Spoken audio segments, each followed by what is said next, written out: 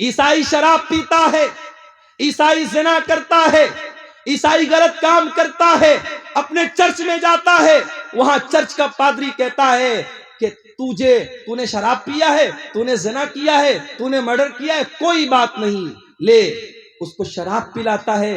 عیسائی کا جو پادری ہوتا ہے وہ شراب پلاتا ہے اور یہ کہتا ہے کہ تیرے جتنے پاپ ہیں وہ اللہ کے بیٹے نے، گاڈ کے بیٹے نے اپنے اوپر لے لیا، گاڈ کا بیٹا سولی پر چڑھ گیا اور گاڈ کا بیٹا تیرے سارے گناہوں کو اپنے سر پہ لے کے جا چکا ہے، اب تجھے کوئی ٹینشن لینے کی بات نہیں۔ اللہ، کتنا غلط ہے یہ عقیدہ۔ عیسیٰ ابن مریم دنیا میں آنے کے بعد کہتے ہیں نماز پڑھنے کا مجھے حکم ملا ہے، میں نماز جب تک زندہ رہوں گا پڑھتا رہوں گا۔ پتہ یہ چلا اسلام میں کوئی شارٹ کٹ نہیں ہے کہ تمہاری نماز کوئی اور پڑھ لے گا، تمہاری مغفرت کوئی اور کروا دے گا، نہیں، تم کو نماز پڑھنی پڑے گی، تم کو روزہ رکھنا پڑے گا، تم کو زکوٰۃ دینی پڑے گی۔ عیسیٰ ابن مریم کہتے جب تک میں زندہ رہوں گا اللہ نے مجھے حکم دیا ہے کہ میں نماز پڑھتا رہوں، میں زکوٰۃ ادا کرتا۔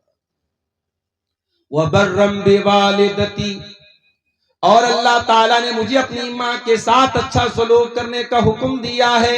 وَلَمْ يَجْعَلْنِي جَبَّارًا شَقِيًّا، اور اللہ تعالیٰ نے مجھے سرکش نہیں بنایا، مجھے بدبخت نہیں بنایا، مجھے بد نصیب نہیں بنایا، اللہ نے مجھے اچھے نصیب والا بنایا ہے۔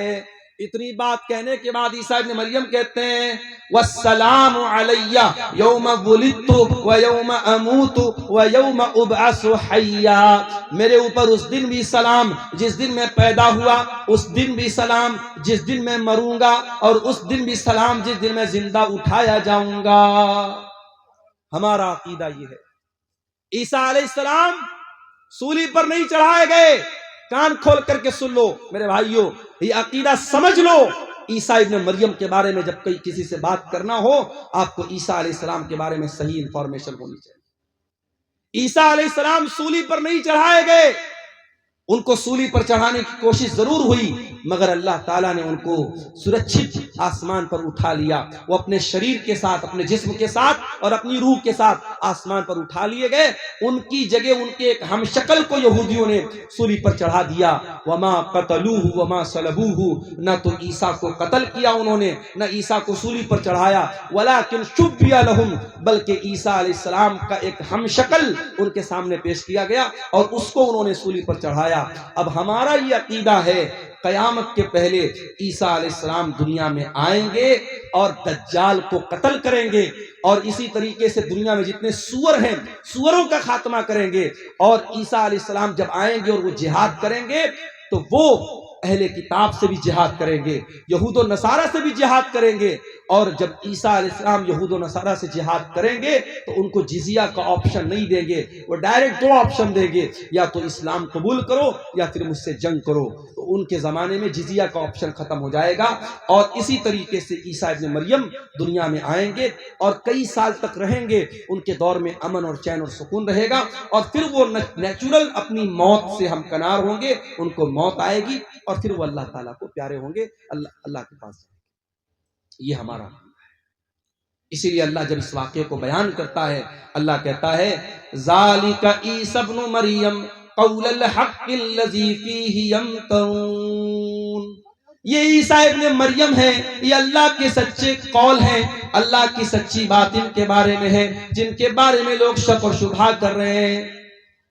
تو حضرت عیسیٰ علیہ السلام کے بارے میں یہ موٹی موٹی بات میں نے سوچا کہ آپ کے سامنے رکھ دوں تاکہ عیسیٰ علیہ السلام کے بارے میں ایک صحیح وچار دھارا، ایک صحیح نظریہ آپ کے دل و دماغ میں پیدا ہو جائے۔ اللہ تعالی ہم سب کو حضرت عیسیٰ علیہ السلام، اچھا یہ بھی یاد رکھیے عیسیٰ علیہ السلام کے بارے میں دنیا میں 3 گروہ پائے جاتے ہیں۔ ایک عیسائیوں کا گروہ ہے جو عیسیٰ علیہ السلام کو اللہ کا بیٹا قرار دیتا ہے، اللہ کے برابر قرار دیتا ہے، وہ بھی گمراہ ہے۔ اور ایک یہودیوں کا طبقہ ہے جو عیسیٰ علیہ السلام کو برا بھلا کہتا ہے، ان کو حرام کی اولاد کہتا ہے، ان کو نعوذ باللہ زنا کی اولاد کہتا ہے۔ یہودی بھی حضرت عیسیٰ سے دشمنی میں گمراہ ہوئے، عیسائی ان سے محبت میں گمراہ ہوئے، یہودی ان سے دشمنی میں گمراہ ہوئے۔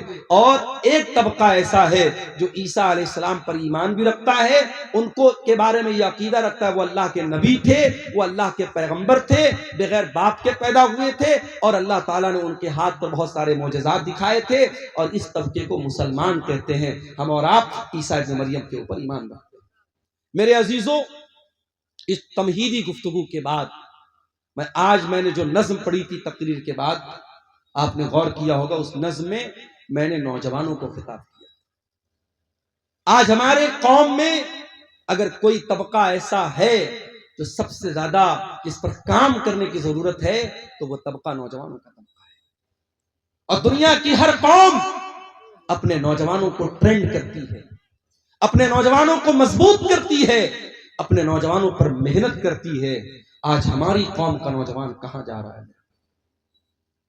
ہمارے نبی کی سیرت اٹھا کر کے دیکھیے، ہمارے نبی کے ساتھ جو صحابہ تھے، جو آپ کے صف اول کے صحابہ تھے، جنہوں نے آپ کے ساتھ پتھر کھائے تھے، آپ کے ساتھ جنگوں میں اپنے سینے پر تیر اور تلوار کا زخم برداشت کیا تھا، آپ غور کیجئے میرے پیارے ساتھیوں، نبی کے ان صحابہ میں آپ کو میجورٹی کس کی ملے گی؟ اس میں بہومت کس کا ملے گا؟ اس میں اکثریت نوجوانوں کی ملے گی۔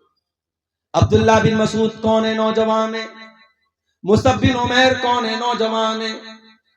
حضرت خالد بن ولید کون ہے؟ نوجوان ہے۔ عثمان غنی کون ہے؟ نوجوان ہے۔ طلحہ کون ہے؟ نوجوان ہے۔ زبیر کون ہے؟ نوجوان ہے۔ علی بن ابی طالب کون ہے؟ نوجوان ہے۔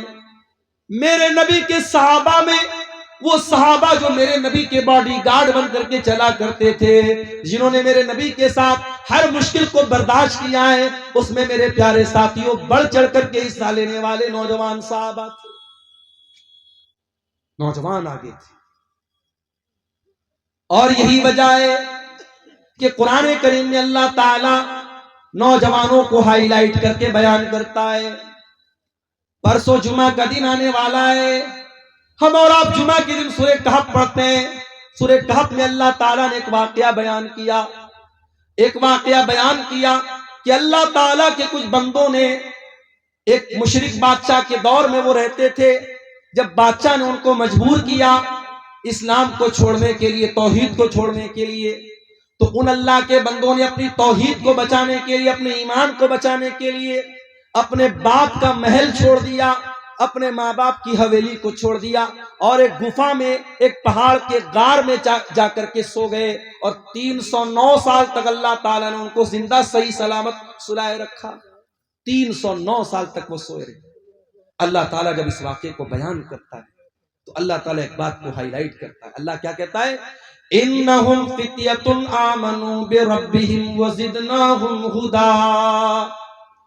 اپنے ایمان کو بچانے کے لیے اپنے ماں باپ کو چھوڑنے والے، اپنے ماں باپ کا عیش و آرام چھوڑنے والے، اپنی حویلیوں کو چھوڑ کر کے پہاڑ کی گفا میں جانے والے یہ نوجوان تھے۔ اللہ نے خاص طور سے ہائی لائٹ کر کے بیان کیا کہ یہ نوجوان تھے۔ اللہ چاہتا تو ایسے ہی ڈائریکٹ ذکر کر دیتا کہ چند لوگ تھے، مگر اللہ تعالیٰ نے فتیۃ کا لفظ استعمال کیا۔ اس سے یہ پتا چلا کہ اللہ تعالیٰ کو نوجوانوں کا ایمان بہت پسند ہے۔ آج ہمارے کتنے نوجوان ہیں، ان کو جب نماز کے بارے میں بولو، گناہوں کو چھوڑنے کے بارے میں بولو، ان کی زبان سے ایک ہی لفظ نکلتا ہے، مولانا صاحب یہ جوانی کا دن ہے، ابھی تو میں موج مستی کر لینے دو، کل جب جوانی ختم ہو جائے گی تب ہم عبادت بھی کر لیں گے، روزہ بھی رکھیں گے، نماز بھی پڑھیں گے، گناہوں سے بھی بچیں گے۔ او میرے پیارے نوجوان ساتھیوں، آذربائیجان سے ایک فلائٹ، ایک ہوائی جہاز اڑتا ہے، جس ہوائی جہاز کے اندر 72 مسافر سفر کر رہے تھے۔ ہوائی جہاز کے اندر آگ لگ جاتی ہے اور ہوا کے اندر وہ ہوائی جہاز جل کر راکھ ہو جاتا ہے، اور 72 کے 72 لوگ ہوا میں جل کر کے مر جاتے ہیں۔ یہ بھی آج کی نیوز آپ کو بتا رہا ہوں۔ کیا ان 72 لوگوں میں سارے بوڑھے لوگ تھے؟ کیا سارے 70-80 والے لوگ تھے؟ اس میں 20 سال کے نوجوان بھی تھے، اس میں 2 سال کا بچہ بھی تھا، اس میں 25 سال کی عورتیں بھی تھی۔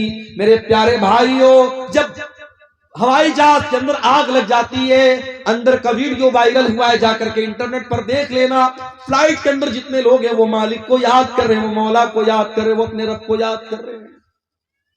ہم نہیں جانتے کون سا ایکسیڈنٹ ہمارے ساتھ ہو جائے، ہم نہیں جانتے کب موت ہمارے سر پر آ کر کے ہماری مہلت کو ختم کر دے۔ میرے پیارے ساتھی، کیا آپ اس بات کی گارنٹی لے کے بیٹھے ہیں کہ آپ بڑھاپے تک زندہ رہیں گے؟ کیوں اپنی جوانی کو غلط کاموں میں گزارتے ہیں؟ میرے پیارے ساتھیوں، ہمیں اور آپ کو ڈرنا چاہیے،